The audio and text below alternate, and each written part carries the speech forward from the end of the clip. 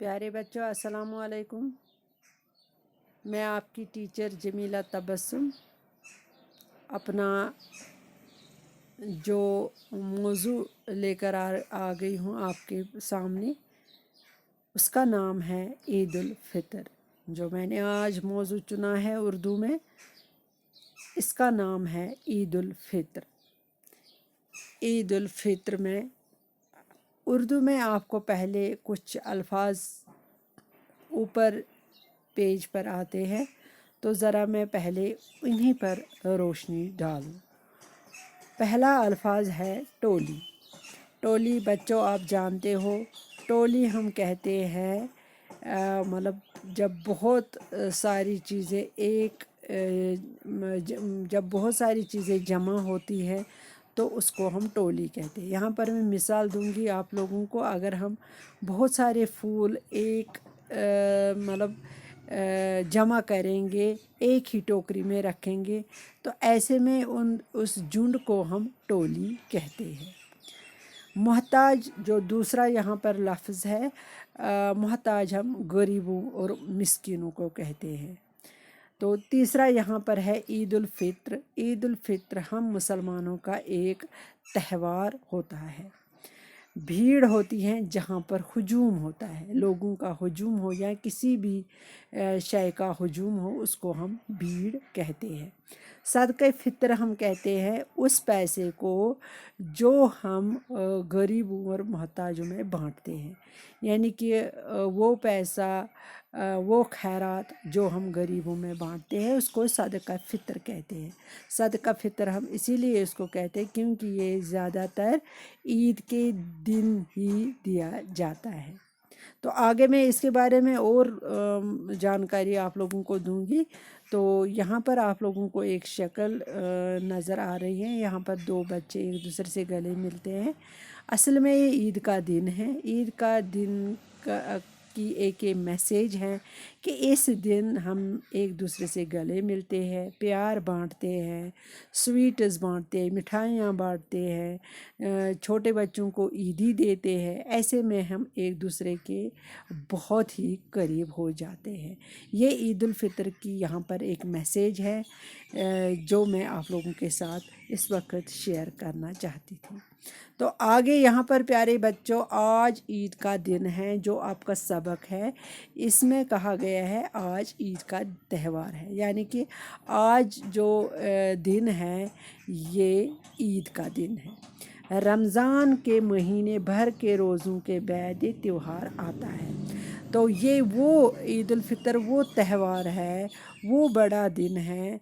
ये हमेशा रमज़ान के महीने जो जिसमें हम रोज़े रखते हैं उसके बाद आता है ये त्यौहार। रमज़ान के महीने के आखिरी दिन, यानी कि रमज़ान का जब हम पूरा महीना रोज़े रखते हैं तो उसके आखिरी दिन में जब शाम को चाँद नज़र आता है तो अगले दिन ईद मनाई जाती है।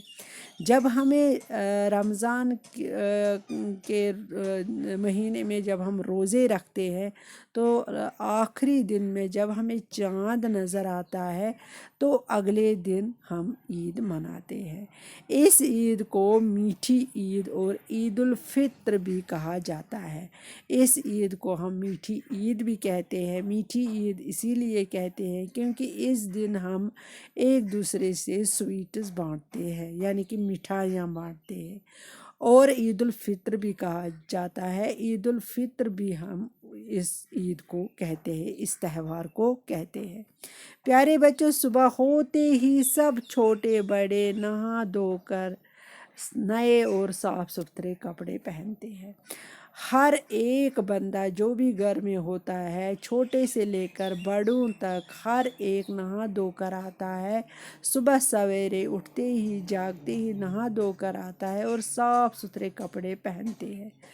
हर शख्स खुश नज़र आता है। ईद के दिन हर एक के चेहरे पर मुस्कुराहट होती है और ईदगाह जाने की तैयारी करता है।